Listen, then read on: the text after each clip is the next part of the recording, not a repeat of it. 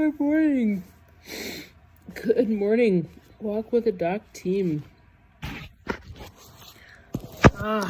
Did you sleep well last night? Are you feeling rested? I hope so. We've got a big adventure out there today. You know, sleep it's such an important part of our lives and an important part of our day that we have to make sure we don't shortchange ourselves here. Did you get 7 to 9 hours last night? Did you sleep soundly? Do you feel well rested? Well, let's learn more about sleep today. We'll pack up camp, get some breakfast, and hit the trail. And we'll talk more about sleep along the way today.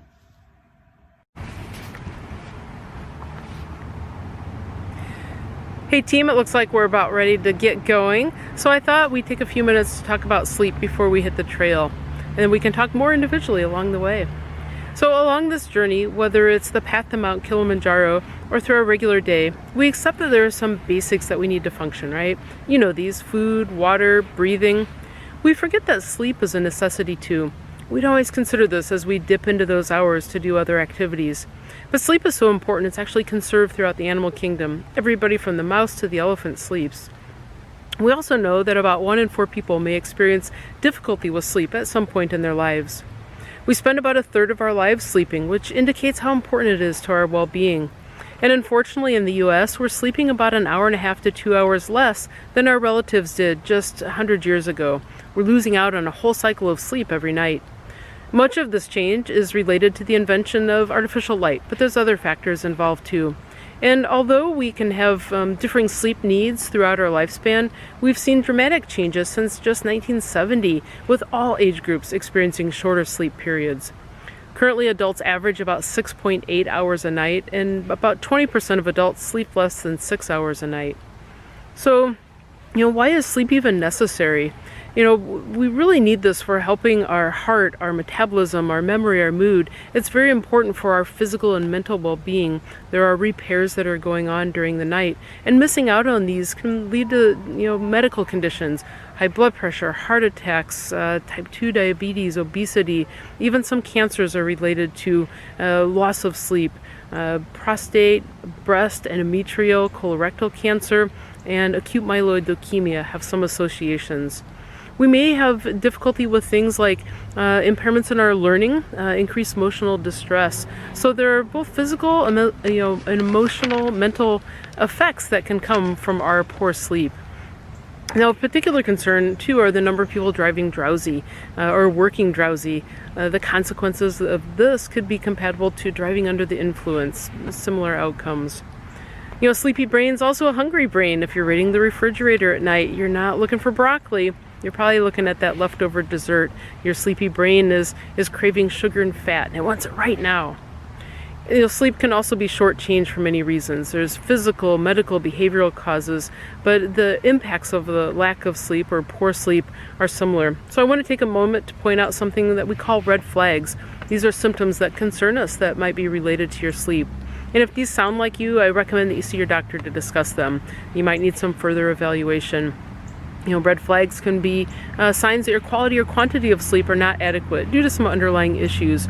You may have heard of things like sleep apnea, chronic insomnia, narcolepsy, periodic limb movements of sleep, but also non-sleep related conditions can affect us too.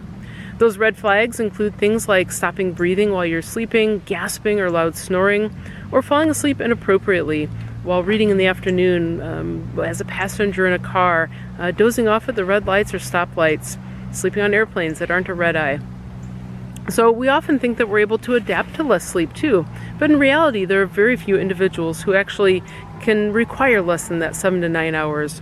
Our daily cycles, our circadian rhythms, are based around a 24-hour day, and for those of us who live on Earth, it's really hard to escape that rhythm. Our internal and external cues are things like sunlight and darkness, and these set us up for our times of sleep and wakefulness. And these affect different chemicals in our body. And you've probably heard of some of these too: melatonin, cortisol, leptin, for examples. So even when we're asleep, it's actually a very busy time in our bodies, kind of like the maintenance that occurs after a business closes for the night. The desks are dusted, the floor is swept, the light bulbs are changed, and boom, ready for business again the next morning. And sleep isn't a single event. It's actually made up of stages throughout the night. There are different housekeeping items, so to speak, that are being done in our different stages of sleep.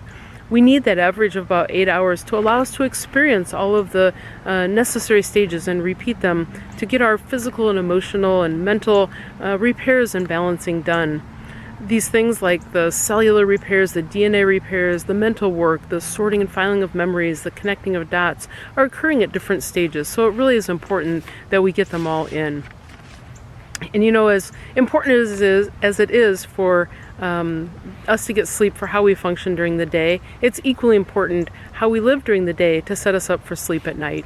Our activities, our food, our beverage choices, the amount and timing and type of our light exposures, temperatures, our health problems, our medications, all of these things can impact our sleep. Our choice of sleeping companions, a snoring partner, a disruptive dog. These variables are just so immense that it's not hard to see that it's easy to throw a wrench into the system. And at the doctor's office, your doctor might assess your concerns, starting with some questions about your sleep. You might be offered medications or evaluations like a sleep study. Maybe you need a CPAP or a BiPAP. But a lot of these treatments can actually be life-saving, so I encourage you to check in with your doctor if you're affected by any of these red flags. It's also important to consider some of the barriers to sleep. We need to optimize it. We can take several routes to get there. Sometimes we need assistance with things like a busy brain that doesn't shut off, or pain that interrupts our sleep, or inability to reposition ourselves comfortably. Sometimes a sleep journal of patterns and habits can be helpful. Maybe you need something called cognitive behavioral therapy for insomnia to really help you with your sleep. But there is a category that I refer to as lifestyle adjustments. And you may have heard of some of these called sleep hygiene techniques. But these look like things that you can assess and assist yourself with at home. A great place to start is by making sleep a priority for yourself and your family. You can start by setting a routine. Get up at the same time every day, go to bed at the same time every night, weekdays and weekends. Reserve your bed for sleep and sex only. This isn't the place to watch TV, eat, read, play on your phone, do other activities. Sleep.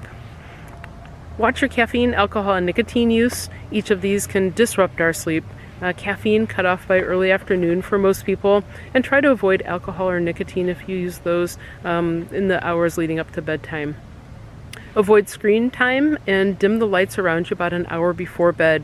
Our backlit electronics emit a length of light that suppresses our melatonin, as do many artificial lights. So using night mode settings or blue blocking glasses, if you must use a device at night, can be helpful.